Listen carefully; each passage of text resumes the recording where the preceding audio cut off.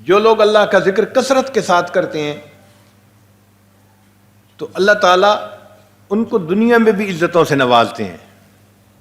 یہ بات ذہن میں رکھنا کہ دنیا کے بادشاہ لوگوں کے جسموں کے بادشاہ ہوتے ہیں اور یہ اللہ والے لوگوں کے دلوں کے بادشاہ ہوتے ہیں، یہ دلوں پہ حکومت کرتے ہیں۔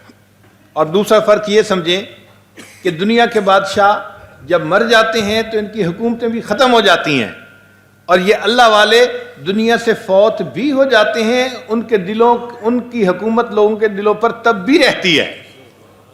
آج دیکھیں ہم یہاں بیٹھے ہیں، ہمارے دل پر سیدنا صدیق لانو کی حکومت ہے، سیدنا عمر لانو کی حکومت ہے، امام اعظم ابو حنیفہ رحمۃ اللہ کے جو بندہ نام لیتا ہے ادب سے ہماری آنکھیں جھک جاتی ہیں، ہمارا دل خوش ہو جاتا ہے۔ ہم اپنے باپ کے بارے میں تو بات برداشت کر سکتے ہیں، لیکن ان اکابر کے بارے میں کوئی ایسی بات نہیں برداشت کر سکتے، تو دل پہ حکومت ہے نا آخر ان کی۔ تو وہ لوگ دنیا سے چلے بھی گئے تب بھی ہمارے دل پر اس کی حکومت ہے۔ ایک انگریز انڈیا دیکھنے کے لیے آیا تو اسی دوران اس کو اجمیر بھی جانے کا موقع ملا، تو اس نے دیکھا کہ ایک مقبرہ بنا ہوا ہے اور وہاں پر مسلمان بھی آ رہے ہیں، ہندو بھی آ رہے ہیں، سکھ بھی آ رہے ہیں اور دعائیں مانگتے ہیں، اور مجمع لگا ہوا ہے، دن ہو رات ہو ہر وقت وہاں پہ لوگوں کا تانتا بندھا ہوا ہے۔ تو وہ بڑا حیران ہوا۔ خیر جب واپس گیا تو بیوی نے کہا کہ آپ نے وہاں جا کر کیا دیکھا؟ اس نے بتایا یہ دیکھا یہ دیکھا۔ اس نے کہا کوئی عجیب بات بتاؤ نا جو کہیں اور نہ دیکھی ہو۔ اس نے کہا کہ ہاں میں اجمیر گیا تھا۔ اس نے کہا کیا عجیب بات دیکھی؟ کہنے لگا عجیب بات دیکھی کہ ایک آدمی زمین کے اندر سویا ہوا تھا، لیٹا ہوا تھا اور لوگوں کے دلوں کے اوپر حکومت کر رہا تھا۔ حضرت شیخ عبد القادر جیلانی رحمۃ اللہ علیہ کا ایک مرید تھا، وہ علاقے کا بادشاہ تھا۔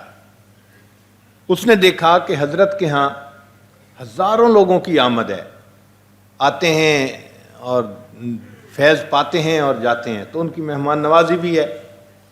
تو اس کے دل میں خیال آیا کہ اتنے ہزاروں لوگوں کی مہمان نوازی کرنا تو حضرت کے لیے واقعی ایک مشکل کام ہوگا، تو کیوں نہ میں کوئی زمین حضرت کو دے دوں۔ تو ایک علاقہ تھا، اس کا نام تھا نیمروز۔ اس نے نیمروز کی گورنری بادشاہی حضرت کے حوالے کر دی کہ حضرت آپ اس کو قبول کر لیجئے۔ تو جس کاغذ پر اس نے یہ خط لکھا کہ حضرت آج سے میں نے نیمروز کی بادشاہی آپ کے حوالے کر دی، تو حضرت نے اسی کاغذ کے پچھلی جانب پشت پر لکھا جواب کہ جس دن سے مجھے نیم شب کی شاہی ملی ہے، نیمروز کی بادشاہی میری آنکھ میں پتھر کے پر کے برابر بھی نہیں ہے۔ جب سے مجھے نیم شب کی شاہی نصیب ہوئی ہے تب سے میری نظر میں نیمروز کی بادشاہی مچھر کے پر کے برابر بھی نہیں ہے۔ حضرت مرزا جان جانا رحمۃ اللہ علیہ کے ساتھ بھی اسی طرح کا معاملہ پیش آیا کہ کسی نے کہا کہ حضرت میں اتنی زمین آپ کے نام کروانا چاہتا ہوں، تو حضرت نے فرمایا نہیں میں نہیں لیتا۔ اس نے کہا کہ حضرت کیوں؟ میں تو اتنی زمین کروا رہا ہوں کہ آپ مہمانوں کی مہمان نوازی کر سکیں گے۔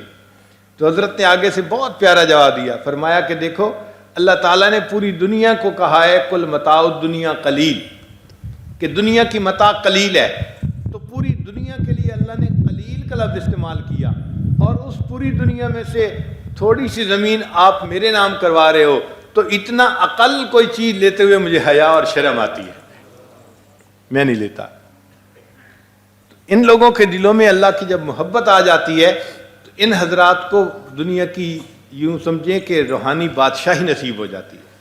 اس لیے آپ دیکھیں گے کہ اگر کوئی دنیا کی شراب پی کر گھر سے نکلے، اگر کوئی بندہ دنیا کی شراب پی کر گھر سے نکلے تو لوگ اپنے جوتے اس کے سر میں ماریں گے، اور کوئی بندہ اللہ کی محبت کی شراب پی کے گھر سے نکلے لوگ اس کے جوتے اٹھا کے اپنے سروں پہ رکھ لیں گے۔ تو اللہ کی محبت عجیب نعمت ہے۔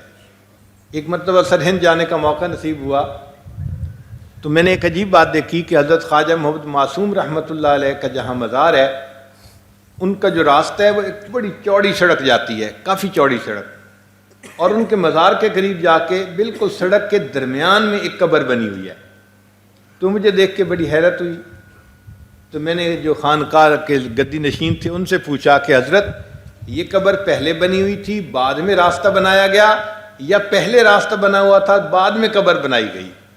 اس نے کہا کہ افغانستان کا ایک بادشاہ تھا جو حضرت خواجہ معصوم رحمۃ اللہ علیہ سے بیعت تھا، اس نے وصیت کی تھی کہ اگرچہ میں دنیا کے ایک ملک کا بادشاہ ہوں، جب میں فوت ہو جاؤں تو میری قبر اس راستے کے درمیان میں بنانا جو راستہ میرے شیخ کی قبر کو جاتا ہے۔ یہ دنیا کے بادشاہ ہیں اور اللہ والوں کے قدموں میں لیٹنا پسند کرتے ہیں۔ سمرقند جانے کا موقع ملا تو ایک صاحب مجھے کہنے لگے کہ میں آپ کو امیر تیمور کی قبر دکھاؤں۔ میں نے کہا بھائی مجھے کوئی اتنا انٹرسٹ تو نہیں ہے، لیکن تاریخ کے ایک طالب علم ہونے کے ناطے اگر دیکھ لوں گا تو اچھی بات ہے۔ تو وہ مجھے ایک جگہ لے کر گیا، میں نے دیکھا کہ وہاں پر ایک قبر اوپر ہے اور اس کے نیچے 3-4 قبریں ہیں، اور ایک قبر بالکل اس قبر کے بالکل ساتھ، کوئی 6 انچ کا فاصلہ ہوگا آپس میں، اوپر نیچے 2 قبریں یوں بنی ہوئی ہیں۔ تو میں نے اس سے سوال پوچھا کہ یہ 2 قبریں اس طرح قریب قریب کیوں بنی ہوئی ہیں؟ اس نے کہا کہ جی امیر تیمور کے شیخ تھے، تو امیر تیمور نے وصیت کی تھی کہ اگرچہ مجھے امیر جہاں کہا جاتا ہے، وہ دنیا کا بادشاہ تھا، کہ اگرچہ مجھے امیر جہاں کہا جاتا ہے، جب میں فوت ہوں تو میری قبر ایسے بنانا کہ میرا سر میرے شیخ کے قدموں کے ساتھ لگ رہا ہو۔ یہ لوگ دنیا کے بادشاہ کہلاتے ہیں اور یہ اللہ والوں کے قدموں میں لیٹنا اس طرح پسند کرتے ہیں۔ حضرت خواجہ ابوالحسن خرقانی رحمۃ اللہ علیہ کا ایک واقعہ کتابوں میں لکھا ہے، بہت فقیر منش بزرگ تھے، ہر وقت اللہ کی یاد میں لگے رہتے تھے، اور ان کی کتاب میں یہ لکھا ہے کہ فرمایا کرتے تھے اے اللہ تو جانتا ہے۔ آپ دیکھیں ایک بزرگ کا اس طرح سے کوئی بات کرنا یہی بڑی اہم بات ہوتی ہے، اور وہ اللہ کو حاضر ناظر جان کر اگر بات کریں تو پھر بات اور اہم ہو جاتی ہے۔ تو فرماتے ہیں اے اللہ تو جانتا ہے کہ میں نے اپنی زندگی کے 73 سال اس طرح گزارے کہ تیرے سوا میرے دل میں کوئی اور نہیں تھا۔ اے اللہ تو جانتا ہے کہ میں نے زندگی کے 73 سال اس طرح گزارے کہ تیرے سوا میرے دل میں کوئی اور نہیں تھا۔ اللہ کو گواہ بنا کے بات کرنا، اللہ اکبر کبیرہ، کیسی پاک صاف زندگی ہوگی ان کی۔ ان کے زمانے میں ایک بادشاہ تھا، اس کا نام تھا سلطان محمود، غزنہ علاقہ ہے افغانستان میں، وہاں کا رہنے والا تھا، تو اس لیے اس کو غزنوی کہتے تھے، سلطان محمود غزنوی۔ ہندوؤں کی ایک جگہ تھی جہاں ان کا مندر بنا ہوا تھا، بت رکھے ہوئے تھے، اور جگہ کا نام تھا سومناتھ۔ تو سلطان محمود غزنوی نے 16 مرتبہ اس جگہ پر حملہ کیا، اور ہر جگہ اس کو شکست ہوئی، ہر مرتبہ شکست ہوئی، کیونکہ ہندو لوگ اوروں کو بھی ساتھ ملا لیتے تھے اور وہ تعداد میں زیادہ ہو جاتے تھے اور مسلمانوں پر غالب آ جاتے تھے۔ آپ بتائیں کہ 16 مرتبہ کو کہیں پکنک پہ جانا پڑے نا تو بندہ تنگ آ جاتا ہے کہ کیا مصیبت ہے۔ 16 مرتبہ اس نے جنگ کی اور جنگ میں اس کو ناکامی ہوئی، تو کتنا اس کے اوپر صدمہ ہوگا۔ پھر اس کے دل میں خیال آیا کہ کیوں نہ میں کسی اللہ والے سے دعا کروا لوں۔ اس نے پتہ کیا، لوگوں نے بتایا کہ جناب ایک بزرگ ہیں، ان کے پاس آپ جائیں، ابوالحسن خرقانی رحمۃ اللہ علیہ، اور ان سے دعا کروائیں۔ تو سلطان محمود ملنے کے لیے آیا۔ جب سلطان محمود ملنے کے لیے آیا تو خانقاہ میں اس دن صفائی کا دن منایا جا رہا تھا، یعنی لوگ صفائی کر رہے تھے، طلباء جھاڑو دے رہے تھے، مریدین جھاڑو دے رہے تھے، اور جھاڑو سے کچی مٹی ہو تو مٹی اڑتی ہے، اور ادھر سے بادشاہ آ گیا۔ تو ایک لڑکے نے دیکھا تو وہ بڑا حیران کہ ادھر سے بادشاہ آ گیا ہے اور یہاں تو مٹی اڑ رہی ہے۔ تو وہ بھاگا ہوا گیا کہ میں جا کے حضرت کو بتا دوں۔ اچھا، حضرت کمرے میں بیٹھے ہوئے تھے اور ان کے بال لمبے تھے، یعنی کانوں کی لو تک بال رکھا کرتے تھے، اور ان کو سر کے اندر نا کھجلی محسوس ہوتی تھی۔ اب یہ کھجلی کبھی تو جوؤں کی وجہ سے ہوتی ہے اور کبھی خشکی کی وجہ سے ہوتی ہے۔ تو حضرت نے ایک مرید کو کہا کہ بھائی ذرا دیکھ لو کہ میرے سر میں یہ کھجلی کیوں ہے، کوئی جوئیں تو نہیں ہیں۔ تو حضرت یوں سر بڑھا کے اپنا مراقبہ کر رہے تھے، اور وہ جو مرید تھا وہ بیٹھا ہوا بالوں کو دیکھ رہا تھا کہ کہیں کوئی جو تو نہیں ہے۔ اب ادھر یہ کام اور ادھر بادشاہ سلامت خانقاہ میں آ گئے۔ تو ایک لڑکا بھاگا ہوا آیا اور اس نے آ کے چاہا کہ میں حضرت کو بتاؤں، مگر حضرت نے تو سر جھکایا ہوا تھا اور آنکھیں بند کی ہوئی تھیں۔ تو وہ جو لڑکا ان کے بال دیکھ رہا تھا نا خادم، تو اس نے اس کو اشارے سے بتایا کہ حضرت کو بتاؤ کہ بادشاہ سلامت آ رہے ہیں۔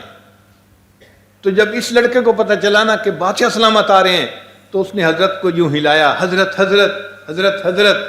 تو حضرت نے اس کی طرف متوجہ ہو کے فرمایا کہ کیا ہوا؟ کہنے لگا حضرت وہ بادشاہ سلامت آ رہے ہیں۔ جب اس نے کہا کہ بادشاہ سلامت آ رہے ہیں تو خواجہ ابوالحسن خرقانی رحمۃ اللہ نے فرمایا اوہو، میں سمجھا کوئی بڑی سی جوں تیرے ہاتھ آ گئی ہے۔ تو دنیا کی بے قیمتی ان کی نظر میں دیکھو کتنی ہوتی ہے کہ میں سمجھا کوئی بڑی سی جو تیرے ہاتھ آ گئی ہے۔ خیر حضرت پھر اٹھے اور حضرت نے بادشاہ کا استقبال کیا اور اس کو اپنے پاس بٹھایا۔ کچھ دیر بات چیت رہی۔ کچھ بات چیت کے بعد اس کے پاس ایک تھیلی تھی جو درہم و دینار سے بھری ہوئی تھی۔ اس نے وہ حضرت کی خدمت میں پیش کی کہ حضرت اس کو قبول کر لیجئے۔ تو حضرت نے انکار فرما دیا۔ تو بادشاہ کو برا لگا کہ میں بادشاہ ہوں اور میں ایک تحفہ دے رہا ہوں اور انہوں نے لینے سے انکار کر دیا۔ تو حضرت نے بھانپ لیا، پہچان لیا، کیونکہ ان حضرات کو بصیرت حاصل ہوتی ہے کہ بادشاہ نے اس چیز کو مائنڈ کر لیا ہے۔ تو حضرت کے پاس ایک طرف روٹی کا خشک ٹکڑا پڑا ہوا تھا۔ حضرت نے وہ اٹھا کے دسترخوان پہ رکھا اور کہا کہ بادشاہ سلامت یہ روٹی کھانا شروع کیجئے۔ تو بادشاہ نے تعمیل حکم میں وہ روٹی کا ٹکڑا منہ میں ڈالا۔ اب وہ اتنا خشک تھا کہ اس کو نگلتے ہوئے مشکل بنی۔ جب نگلتے ہوئے مشکل بنی تو حضرت نے سوال پوچھا کہ بادشاہ سلامت آپ کو یہ ٹکڑا نگلنے میں مشکل ہو رہی ہے؟ حضرت یہ اتنا خشک ہے کہ نگلنا واقعی میرے لیے مشکل ہوئی ہے، تو میرے حلق میں ہی اٹک گئی ہے۔ حضرت نے فرمایا جیسے یہ خشک روٹی تمہارے گلے میں اٹک گئی ہے، نگلنی مشکل ہے، یہ تمہاری دولت بھی اسی طرح میرے گلے میں اٹک جائے گی، نگلنی مشکل ہو جائے گی، میں بھی اسے واپس کر رہا ہوں۔ اس وقت بادشاہ نے کہا کہ حضرت میں نے 16 مرتبہ سومناتھ پہ حملہ کیا ہے، مگر 16 مرتبہ میں ناکام ہوا ہوں۔ اب میں پھر ارادہ رکھتا ہوں کہ میں اس کو فتح کروں اور اس میں بت پرستی کو ختم کروں، تو آپ دعا فرما دیجئے۔ تو حضرت نے اپنا کرتا اس کو دیا، جبہ دیا، فرمایا کہ جاؤ لشکر کشی کرو، اور جب جنگ ہو اور تم دیکھو کہ تمہارے لیے مشکل ہو رہی ہے جنگ جیتنا، تو اس وقت اس کرتے کو اپنے سامنے رکھ کے اللہ سے دعا مانگنا، اے اللہ اگر اس کرتے والے کا تیرے ہاں کوئی مقام ہے تو تو اس کی برکت سے اللہ مجھے فتح عطا فرما دے۔ سلطان محمود وہ کرتا لے کے چل پڑا۔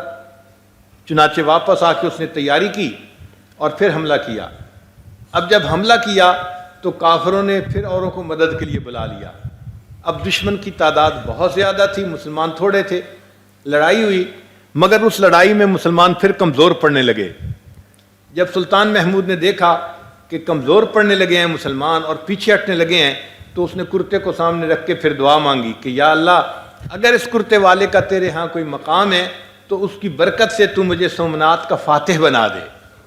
اللہ کی مدد آئی اور ایسا جنگ کا پانسا پلٹا کہ کافر بھاگنے لگے اور اللہ نے مسلمانوں کو فتح عطا فرما دی۔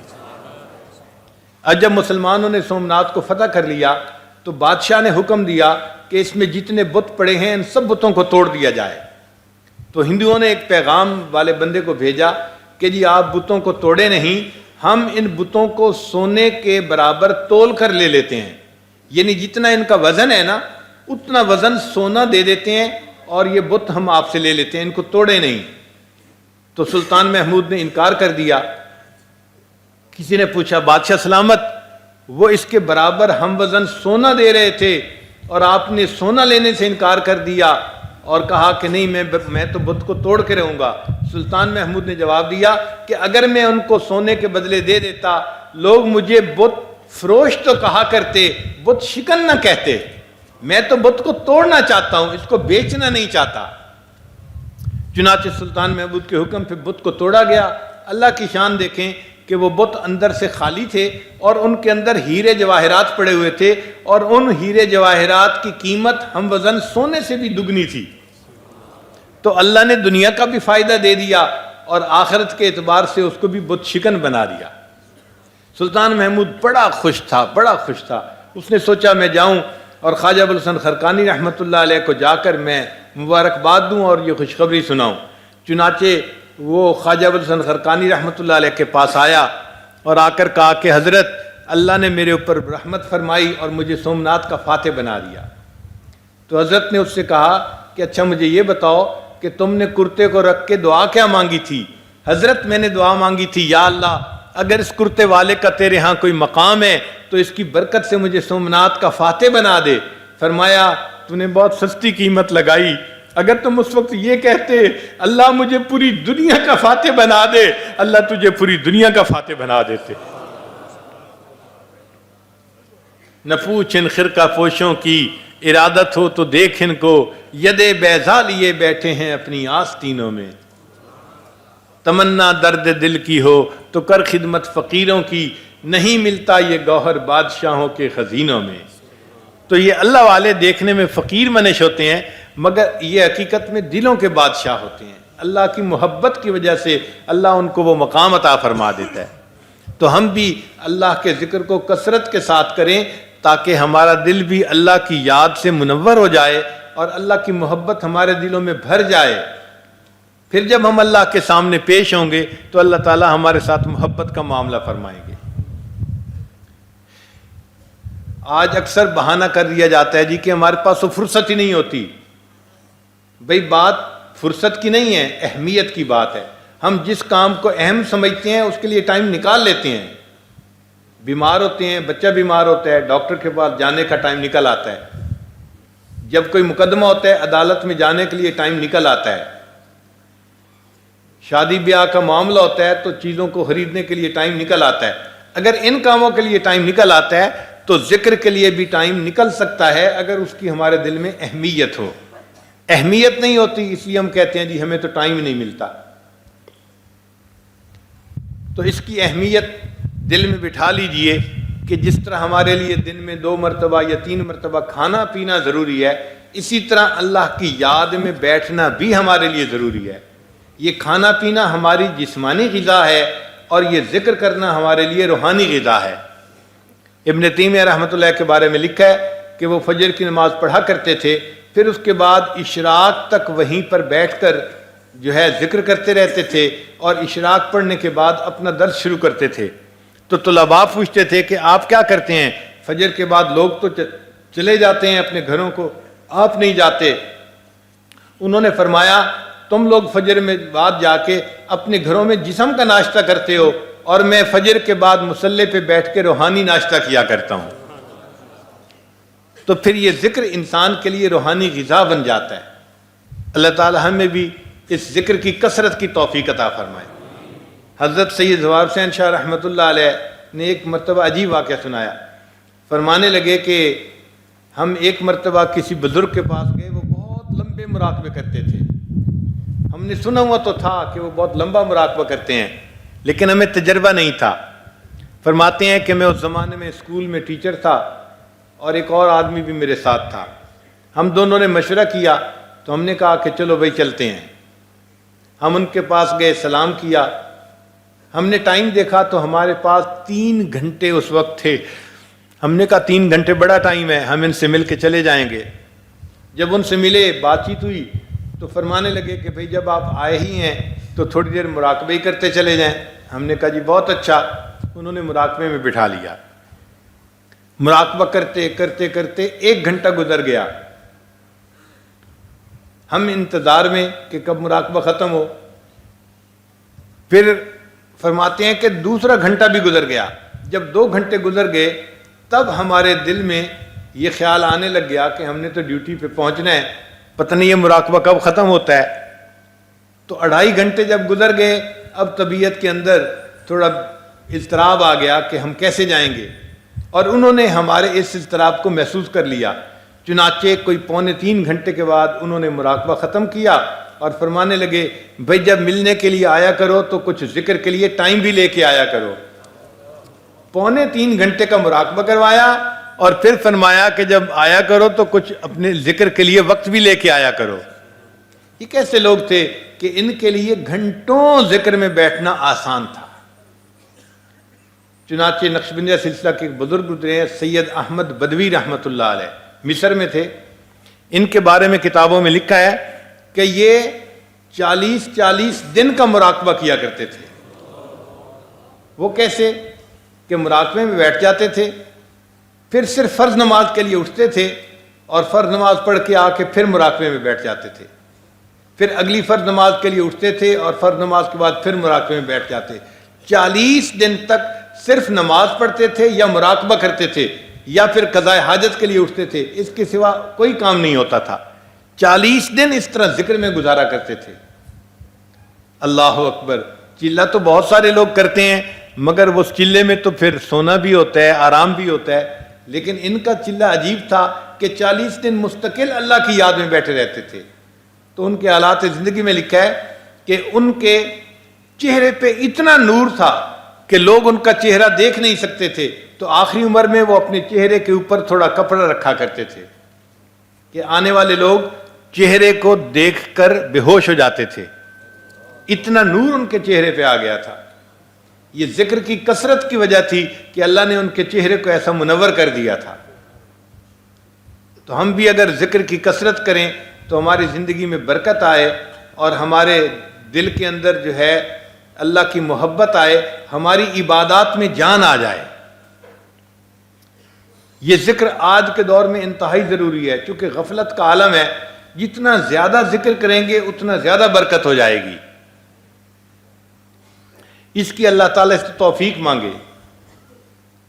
اس لیے جو حدیث مبارکہ تھوڑی دیر پہلے بیان فرما رہے تھے کوئی بزرگ، دعا حضرت فرما رہے تھے شاید ہمارے، اللہم اعنی علی ذکرک و شکرک و حسن عبادتک، تو اعنی اے اللہ میری مدد فرما اپنے ذکر کرنے کے بارے میں۔ تو اللہ مدد فرماتے ہیں تو ذکر کی توفیق نصیب ہو جاتی ہے۔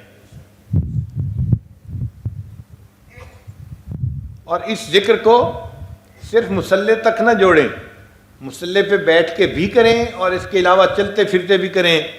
گاڑی چلاتے ہوئے لوگ ذکر نہیں کرتے، حالانکہ وہ بہترین وقت ہوتا ہے۔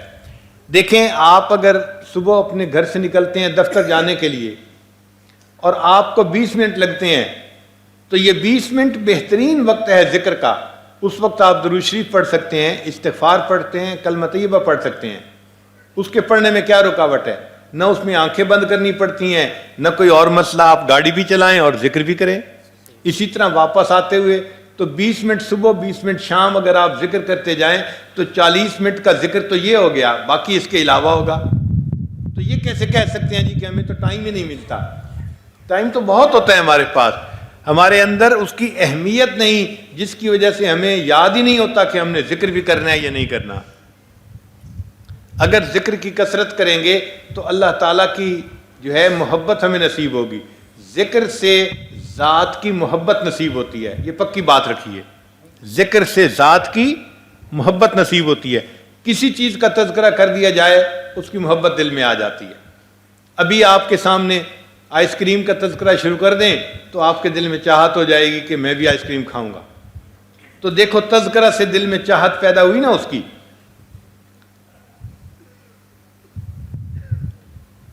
ذکر سے ذات کی محبت پیدا ہوتی ہے۔ اور ایک بات دوسری سمجھیے کہ خیالات کی گندگی، فکر کی گندگی ہمیشہ ذکر سے دور ہوتی ہے۔ فکر کی گندگی ہمیشہ ذکر سے دور ہوتی ہے۔ بہت سارے نوجوان کہتے ہیں وہ جی ادھر ادھر کے الٹے سیدھے خیالات ذہن میں آتے ہیں، شیطانی شہوانی وساوس آتے ہیں اور ذہن سے نکلتے ہی نہیں ہیں۔ اس کو کہتے ہیں فکر کی گندگی۔ اور اس فکر کی گندگی کو دور کرنے کے لیے ہمیں ذکر کی کثرت کرنی پڑے گی۔ تو فکر کی گندگی ذکر سے دور ہوتی ہے۔ جتنا زیادہ ذکر کریں گے اتنا سوچ پاک ہو جائے گی اور پھر یہ الٹے سیدھے خیال نہیں آئیں گے، بلکہ اللہ کی یاد دل میں رہے گی، اللہ کا نام دل میں رہے گا۔ حضرت خواجہ محمد المالک صدیقی رحمۃ اللہ علیہ جس بندے کے دل پر انگلی رکھ دیتے تھے اس بندے کا دل جاری ہو جایا کرتا تھا۔ حضرت مرشد عالم رحمۃ اللہ نے فرمایا کہ حضرت خواجہ فضل علی قریشی رحمۃ اللہ علیہ ایک مرتبہ انہوں نے یہ بات فرمائی کہ جس دل پر یہ انگلی لگ گئی اس کو ذکر کے بغیر موت نہیں آ سکتی۔ جس دل پر یہ انگلی لگ گئی اس کو ذکر کے بغیر موت نہیں آ سکتی۔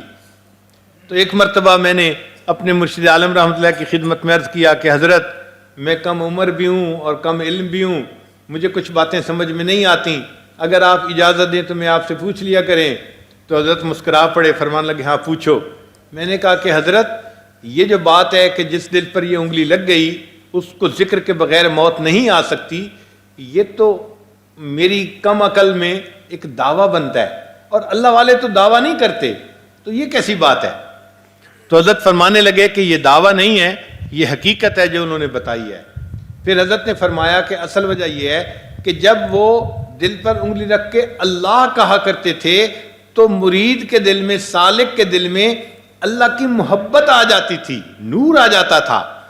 حضرت فرماتے ہیں کہ وہ جو نور کی چھوٹی سی مقدار تھی وہ اگر تو اس کو چمکا لیتا تو وہ بڑھ جاتی تھی، نیک بن جاتا تھا، اور اگر وہ اس کو نہ بھی چمکا سکتا تو جتنا نور آتا تھا وہ اس کے دل میں رہتا تھا، اگرچہ وہ غفلت کے کاموں کی وجہ سے دبا رہتا تھا۔ لیکن جب موت کا وقت آتا تھا تو موت کے وقت ایک ایسی کیفیت ہوتی ہے کہ جب بندہ اس دنیا سے جا رہا ہوتا ہے اور اگلی دنیا کے مناظر کو دیکھ رہا ہوتا ہے، وہ ایک برزخ کی سی کیفیت ہوتی ہے۔ اسی لیے فرعون کے اوپر جب وہ وقت آیا تو اس نے کہا تھا آمنت برب موسیٰ و ہارون، میں موسیٰ اور ہارون کے رب پہ ایمان لے آیا، اس لیے کہ اس نے اگلے منظر کو آنکھوں سے دیکھ لیا تھا، تو فوراً کہنے لگا کہ میں ایمان لے آیا۔ چونکہ پہلے ایمان نہیں لایا تھا، اللہ نے کہا آلان، اب اٹس ٹو لیٹ، اب بہت دیر ہو گئی، اب تیرا ایمان قبول نہیں۔ تو فرعون کا اس وقت ایمان نہیں قبول ہوا کیونکہ اس سے پہلے وہ ایمان نہیں لایا تھا۔ حضرت فرمانے لگے یہ تو مومن ہے، یہ تو اس سے پہلے ایمان لا چکا، اس کے دل میں تو نور موجود ہے، جب اس پر وہ کیفیت آتی ہے تو یہ آگے کے مناظر کو دیکھتا ہے تو دنیا سے دل کٹ جاتا ہے۔ اس وقت اگر اس کے دل میں آخرت کی طرف رجوع ہوتا ہے اس کو اللہ قبول کر لیتے ہیں چونکہ یہ ایمان والا ہوتا ہے۔ اس لیے حضرت فرماتے تھے جس دل پر یہ انگلی لگ گئی اس کو ذکر کے بغیر موت نہیں آ سکتی۔ آپ دیکھیں کہ ان اللہ والوں کی صحبت میں بیٹھنے کی کیا برکت ہے کہ ان کی انگلی دل پہ لگ جاتی ہے، اللہ اس بندے کو ایمان پہ موت عطا فرما دیتے ہیں۔ اور اس کو علماء نے احادیث سے بھی ثابت کیا ہے۔ وہ فرماتے ہیں کہ حدیث پاک میں فرمایا گیا کہ ہم رجال لا یشقی جلیسہم، یہ وہ بندے ہیں جن کے پاس بیٹھنے والا بدبخت نہیں ہوتا۔ تو علماء نے لکھا ہے کہ بدبخت تو وہ ہوتا ہے جو دنیا سے ایمان کے بغیر چلا جائے، وہ بدبخت ہوتا ہے۔ جو ایمان کے ساتھ دنیا سے چلا گیا وہ نیک بخت ہوتا ہے، وہ سعید بندہ ہوتا ہے، وہ بدبخت نہیں ہو سکتا۔ تو نبی علیہ السلام نے فرمایا کہ یہ وہ بندے ہیں جن کے پاس بیٹھنے والا بدبخت نہیں ہو سکتا۔ اس کا معنی کہ ان اللہ والوں کی صحبت میں بیٹھنے والا اس کو خوشخبری مل رہی ہے، اس صحبت کے حاصل ہونے کے بدلے اللہ اس کو ایمان پر موت عطا فرما دیں گے۔ اللہ تعالی ہمیں بھی اس دنیا سے جاتے ہوئے ایمان کے ساتھ جانے کی توفیق عطا فرمائے، اپنی محبت میں زندگی گزارنے کی توفیق عطا فرمائے۔ ہمارے حضرت مولانا رشید احمد گنگوئی رحمۃ اللہ علیہ کے بارے میں کتاب میں پڑھا کہ وہ فرمایا کرتے تھے کہ جس بندے نے پوری زندگی میں ایک مرتبہ محبت کے ساتھ اللہ کا نام لے دیا، یہ ایک مرتبہ اللہ کا نام لینا کبھی نہ کبھی اس کے لیے جہنم سے نکلنے کا سبب بن جائے گا۔